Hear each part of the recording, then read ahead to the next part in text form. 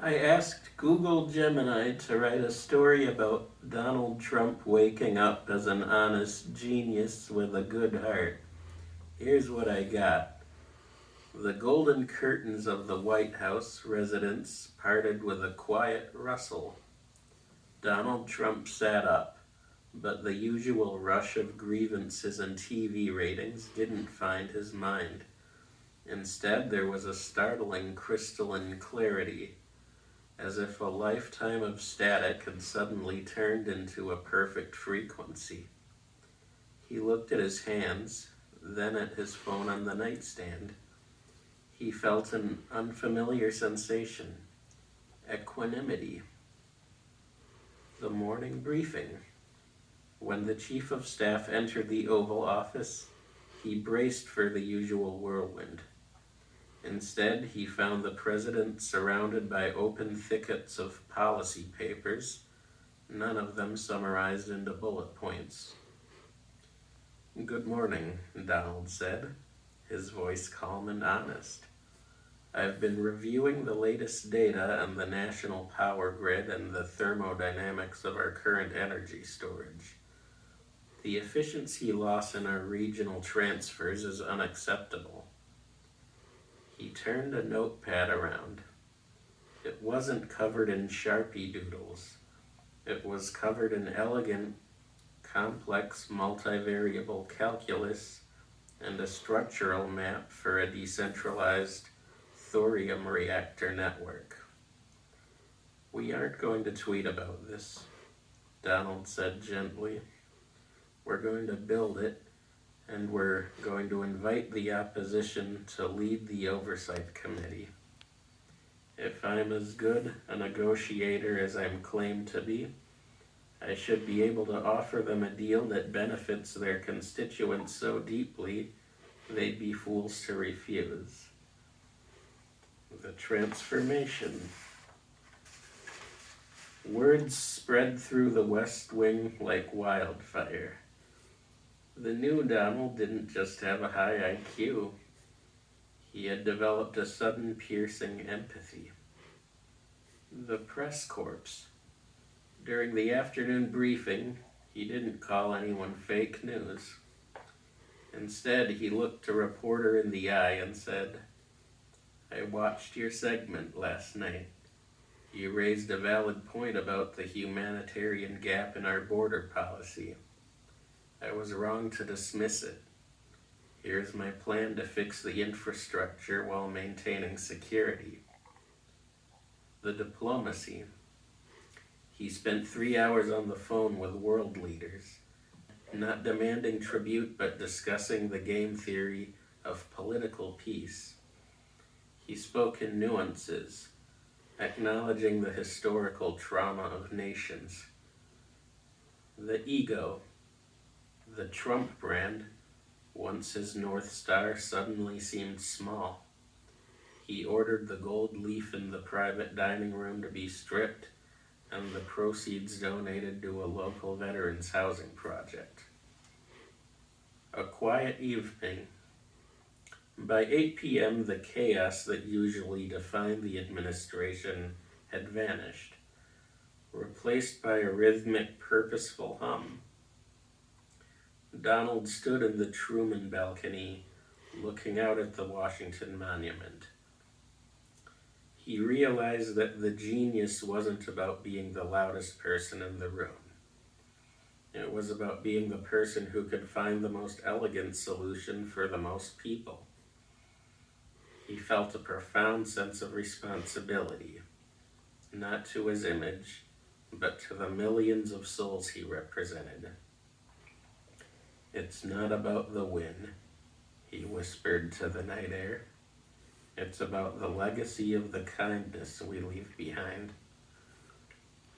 He went back inside, picked up a pen, and began drafting a bill to provide universal, high-speed internet to rural America, funded entirely by closing the very tax loopholes he had once spent decades navigating.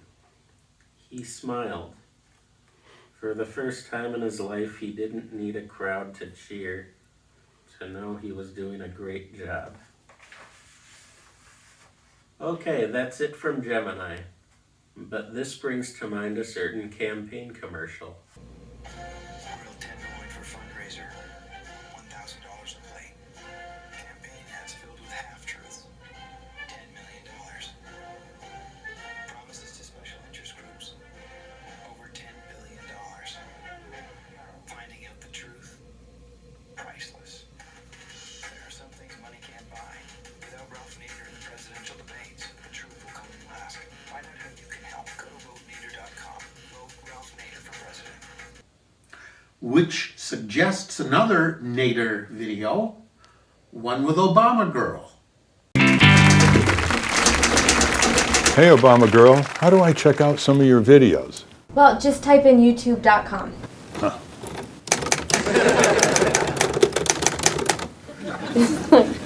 It's not going to work on that thing. Yeah, I know that. Who do you think I am? John McCain? He was a consumer advocate. Now he's a third-party candidate. She's got a crush on Obama. Uh-oh, there's gonna be drama. Ralph Nader and Obama Girl are not quite birds of a feather. But times are tough, so they're saving money by sharing an office together. He's independent, she's on the left. Who would have pegged them as BFF? Obama Girl and Ralph Nader Show. Yeah. Obama Girl, I don't mean to be annoying, but your copy of People magazine with Barack on the cover is on my side of the table. Well, your copy of People magazine with you on the cover is on my side of the table. Obama Girl, I need your advice. I'm polling 7 or 8% in some states with the news media looking the other way. And here we have Obama and McCain with these big debate parties paid for by Anheuser-Busch, and they've locked me out. Obama Girl, can you dial Jesse Ventura for me? Hello, Ralph. I need your help, Jesse. You're the model. Well, I am the model. Ralph, I showed that when allowed to debate, you can win. I was polling 10% at the primary, and in 7 weeks, I won the governor of Minnesota. Why? Because I was allowed to debate. Jesse, if McCain is going to pull this stunt, I'll just take his place. Okay, Ralph, hang in there. Be tough, and remember, it's for the Republic. Maybe you need a slogan. Like, what is your campaign all about? Well, we want to cut the bloated, wasteful military budget and put the savings in repairing America back home. You know, the schools. We want to give the consumers. Do all these things so we can. Maybe more of like just a slogan, just smaller. Got just the one for you. It came out of 1787 in Philadelphia. Starts with "We the People." So let's modernize it. Let the people decide, not the corporations and their politicians.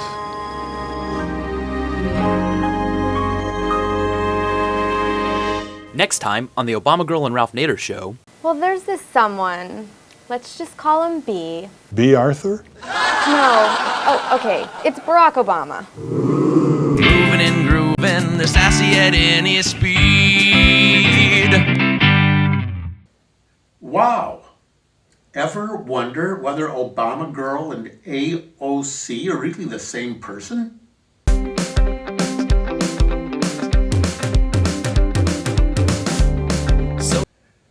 Here's another AOC video in the spirit of the first Nader video. Let's play a lightning round game.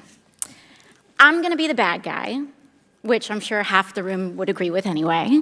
And I want to get away with as much bad things as possible, ideally to enrich myself and advance my interest, even if that means putting my interests ahead of the American people. So Mrs. Hobart Flynn. Oh, and by the way, I have enlisted all of you as my co-conspirators. So you're going to help me legally get away with all of this. So, Mrs. Hobart Flynn, I want to run. If I want to run a campaign that is entirely funded by corporate political action committees, is there anything that legally prevents me from doing that? No. Okay, so there's nothing stopping me from being entirely funded by corporate PACs, say from the fossil fuel industry, the healthcare industry, big pharma. I'm entirely 100% lobbyist PAC funded. Okay, so let's say I'm a really, really bad guy, and let's say I have some skeletons in my closet that I need to cover up so that I can get elected.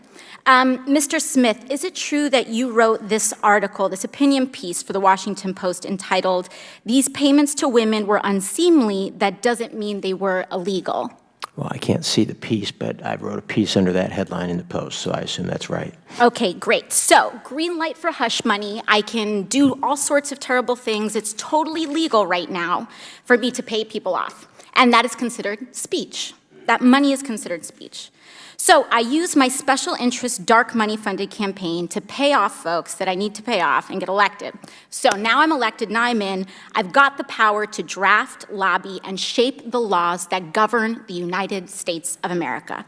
Fabulous. Now, is there any hard limit that I have, perhaps Mrs. Hobart Flynn, is there any hard limit that I have in terms of what legislation I'm allowed to touch? Are there any limits on the laws that I can write or influence, especially if I'm based on the special interest funds that I accepted to finance my campaign and get me elected in the first place? There's no limit. So there's none. So I can be totally funded by oil and gas. I can be totally funded by Big Pharma, come in, write Big Pharma laws, and there's no limits to that whatsoever. That's right. Okay, so awesome. Now, Mr. Mirabani, the last thing I want to do is get rich with as little work possible. That's really what I'm trying to do as the bad guy, right? So is there anything preventing me from holding stocks, say, in an oil or gas company, and then writing laws to deregulate that industry and cause, that could potentially cause the stock value to soar and accrue a lot of money in that time? You could do that. So I could do that. I could do that now with the way our current laws are set up. Yes? Yes. Okay, great. Okay, so my last question is, or one of my last questions, I guess I'd say, is it possible that any elements of this story apply to our current government and our current public servants right now? Yes. Yes. So we have a system that is fundamentally broken. We have these influences existing in this body, which means that these influences are here in this committee shaping the questions that are being asked of you all right now. Would you say that that's correct, Yes. Mr. Marabani or Mr. Schaub? Yes. All right, so one last thing, Mr. Schaub. In relation to congressional oversight that we have, the limits that are placed on me as a congresswoman, compared to the executive branch and compared to, say, the President of the United States, would you say that Congress has the same sort of standard of accountability?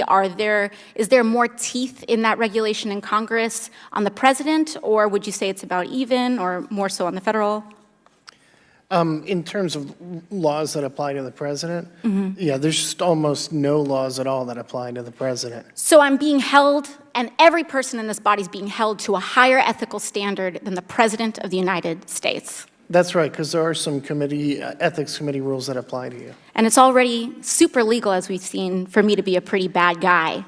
So It's even easier for the President of the United States to be one, I would assume. That's right.